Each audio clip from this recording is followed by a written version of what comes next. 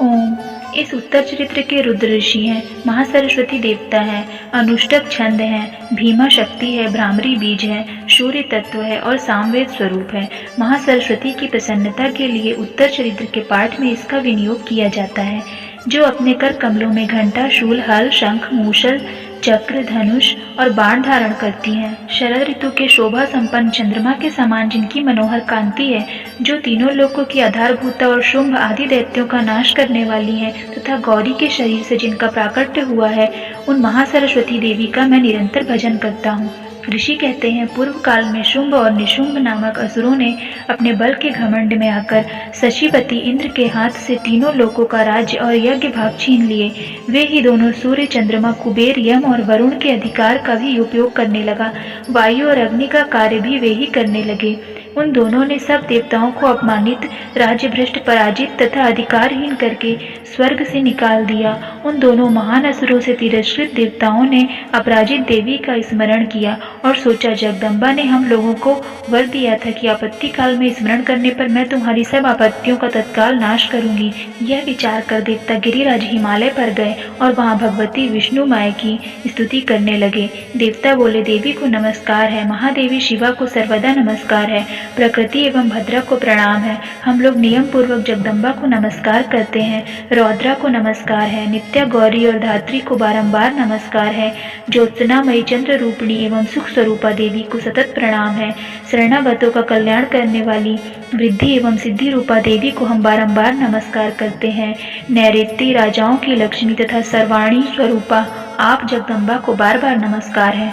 दुर्गा, दुर्गपारा, सारा, सर्वकारिणी, ख्याति, कृष्णा और धूम्रा देवी को सर्वदा नमस्कार है।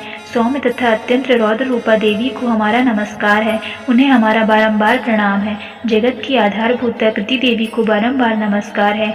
देवी सब प्राणियों में विष्णु माया के नाम से कही जाती हैं, उनको नमस्कार, उनको नमस्कार, उनको बारंबार नमस्कार है। जो देवी सब प्राणियों में चेतना कहलाती है, उनको नमस्कार, उनको नमस्कार, उनको बारंबार नमस्कार है। जो देवी सब प्राणियों में बुद्धि रूप से स्थित है, उनको नमस्कार, उनको नमस्कार, उनको बारंबार नमस्कार है।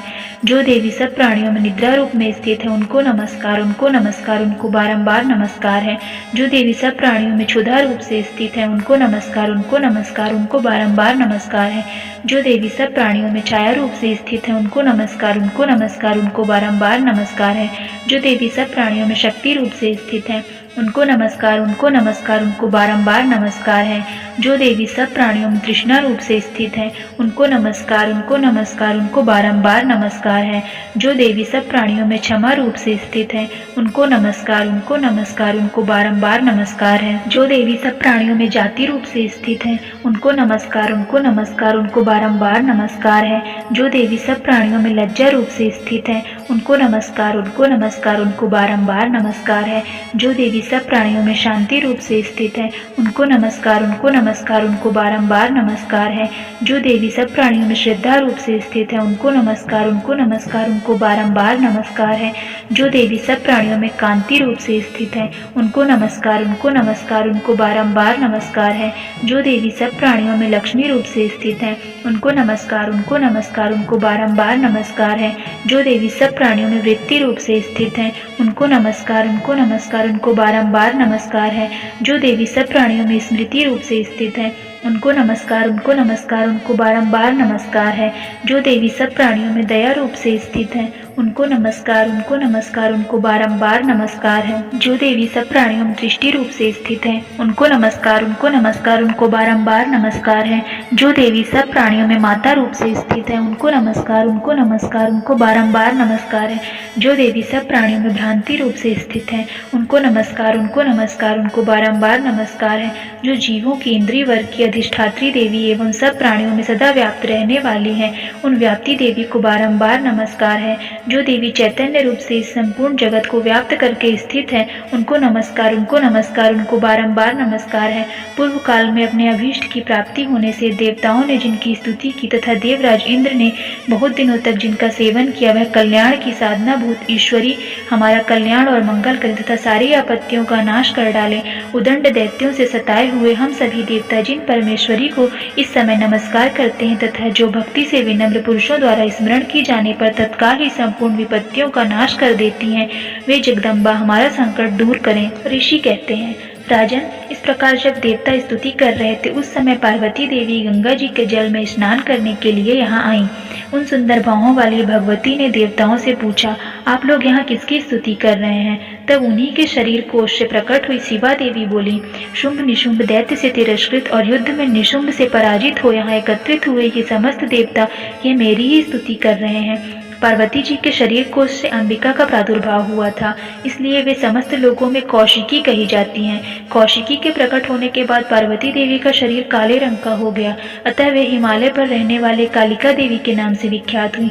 तदनंतर शुंभ निशुंभ के भृत्य चंड मुंड वहां आए और उन्होंने परम मनोहर रूप धारण करने वाली अंबिका देवी को देखा। फिर वे शुंभ के पास जाकर बोले, महाराज, एक अत्यंत मनोहर स्त्री है जो अपनी दिव्य कांति से हिमालय को प्रकाशित कर रही है। वैसा उत्तम रूप कहीं किसी ने भी नहीं देखा होगा। असुरेश्वर, पता लगाइए वह देवी कौन है और उसे ले लीजिए। स्त्रियों में तो वह रत्न है, उसका प्रत्येक अंग बहुत ही सुंदर है तथा वह अपने श्री अंगों की प्रभा से संपूर्ण दिशाओं में प्रकाश फैला रही है। दैत्यराज, अभी वह हिमालय पर ही मौजूद है, आप उसे देख सकते हैं।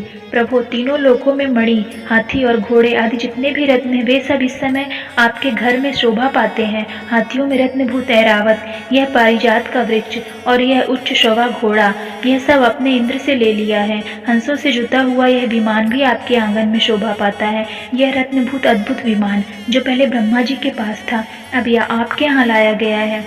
यह महापद्म नामक निधि आप कुबेर से छीन लाए हैं। समुद्र ने भी आपको किंजलकिनी नामक माला भेंट की है जो केसरों से सुशोभित है और जिसके कभी कमल कुम्हलाते नहीं है। सुवर्ण की वर्षा करने वाले वरुण का छत्र भी आपके घर में शोभा पाता है तथा यह श्रेष्ठ रथ जो पहले प्रजापति के अधिकार में था अब आपके पास मौजूद है। दैत्येश्वर, मृत्यु की उत्क्रांतिदा नाम वाली शक्ति भी आपने छीन ली है तथा वरुण का पाश और समुद्र में होने वाले सब प्रकार के रत्न आपके भाई निशुंभ के अधिकार में है। अग्नि ने भी स्वतः शुद्ध किए हुए 2 वस्त्र आपकी सेवा में अर्पित किए हैं। दैत्यराज, इस प्रकार सभी रत्न आपने एकत्र कर लिए हैं। फिर जो यह स्त्रियों में रत्न रूप कल्याणमयी देवी है, इसे आप क्यों नहीं अपने अधिकार में ले लेते? ऋषि कहते हैं, चंडमुंड का यह वचन सुनकर शुंभ ने महादैत्य सुग्रीव को दूत बनाकर देवी जी के पास भेजा और कहा, तुम मेरी आज्ञा से उसके सामने ये बातें कहना और ऐसा उपाय करना जिससे प्रसन्न होकर वह शीघ्र ही यहाँ आ जाए। वह दूत पर्वत के अत्यंत रमणीय प्रदेश में जहाँ देवी मौजूद थी वहाँ गया और मधुर वाणी में कोमल वचन से बोला। दूत बोला, देवी, दैत्यराज शुंभ इस समय तीनों लोगों के परमेश्वर हैं। मैं उन्हीं का भेजा हुआ दूत हूँ और यहाँ तुम्हारे ही पास आया हूँ। उनकी आज्ञा सदा सब देवता एक स्वर से मानते हैं, कोई उसका उल्लंघन नहीं कर सकता। वे संपूर्ण देवताओं को परास्त कर चुके हैं। उन्होंने तुम्हारे लिए जो संदेश दिया है उसे सुनो। संपूर्ण त्रिलोकी मेरे अधिकार में है, देवता भी मेरी आज्ञा के अधीन चलते हैं। संपूर्ण यज्ञों के भागों को मैं ही पृथक पृथक करता हूँ। तीनों लोकों में जितने श्रेष्ठ रत्न हैं वे सब मेरे अधिकार में हैं। देवराज इंद्र का वाहन ऐरावत जो हाथियों में रत्न के समान है, मैंने छीन लिया है। क्षीर सागर का मंथन करने से जो अश्वरत्न उच्चय शोभा प्रकट हुआ था उसे देवताओं ने मेरे पैरों पर पड़कर समर्पित किया है। सुंदरी, उनके सिवा और भी जितने रत्नभूत पदार्थ देवताओं, गंधर्वों और नागों के पास थे वे सब मेरे ही पास आ गए हैं। देवी, हम लोग तुम्हें संसार की स्त्रियों में रत्न मानते हैं, अतः तुम हमारे पास आ जाओ, क्योंकि रत्नों का उपभोग करने वाले हम ही हैं। चंचल कटाक्षों वाली सुंदरी, तुम मेरी या मेरे भाई महापराक्रमी निशुंभ की सेवा में आ जाओ, क्योंकि तुम रत्न स्वरूपा हो। मेरा वरण करने से तुम्हें तुलना रहित महान ऐश्वर्य की प्राप्ति होगी। अपनी बुद्धि से यह विचार कर तुम मेरी पत्नी बन जाओ। ऋषि कहते हैं, दूत के ये कहने पर कल्याण में भगवती दुर्गा देवी जो इस जगत को धारण करती हैं मन ही मन गंभीर भाव से मुस्कुराई और इस प्रकार बोली, दूत, तुमने सत्य कहा है, इसमें तनिक भी मिथ्या नहीं है। शुंभ तीनों लोकों का स्वामी है और निशुंभ भी उसी के समान पराक्रमी है, किंतु इस विषय में मैंने जो प्रतिज्ञा कर ली है उसे मिथ्या कैसे करूं? मैंने अपनी अल्प बुद्धि के कारण पहले से ही जो प्रतिज्ञा कर रखी है उसे सुनो। जो मुझे संग्राम में जीत लेगा, जो मेरे अभिमान को चूर्ण कर देगा तथा संसार में जो मेरे समान बलवान होगा वही मेरा स्वामी होगा। इसलिए शुंभ अथवा महादैत्य निशुंभ स्वयं ही यहाँ पधारे और मुझे जीतकर शीघ्र ही मेरा पाणी ग्रहण कर ले। इसमें विलंब की क्या जरूरत है? दूत बोला, देवी, तुम तो घमंड में भरी हो, मेरे सामने ऐसी बातें न करो। तीनों लोगों में कौन ऐसा पुरुष है जो शुंभ निशुंभ के सामने खड़ा खड़ा हो सके। देवी, अन्य दैत्यों के सामने भी सारे देवता युद्ध में नहीं ठहर सकते, फिर तुम अकेली स्त्री होकर कैसे ठहर सकती हो? जिन शुंभ आदि दैत्यों के सामने इंद्र आदि सब देवता भी युद्ध में खड़े नहीं हुए, उनके सामने तुम स्त्री होकर कैसे जाओगी? इसलिए तुम मेरे कहने से शुंभ निशुंभ के पास चलो। ऐसा करने से तुम्हारे गौरव की रक्षा होगी, अन्यथा जब वे केश पकड़कर घसीटेंगे तब तुम्हें अपनी प्रतिष्ठा खोकर जाना पड़ेगा। देवी ने कहा, तुम्हारा कहना ठीक है, शुंभ बलवान है और निशुंभ भी बड़े पराक्रमी हैं, किंतु क्या करूं, मैंने पहले बिना सोचे समझे प्रतिज्ञा कर ली है। अतः अब तुम जाओ, मैंने तुमसे जो कुछ कहा है वह सब दैत्य राज्य से आदर पूर्वक कहना, फिर वे जो उचित जान पड़े करें। इस प्रकार श्री मार्कंडेय सावर्णिक मनवंतर की कथा के अंतर्गत देवी महात्म्य में देवी दूत संवाद नामक 5वां अध्याय पूरा हुआ।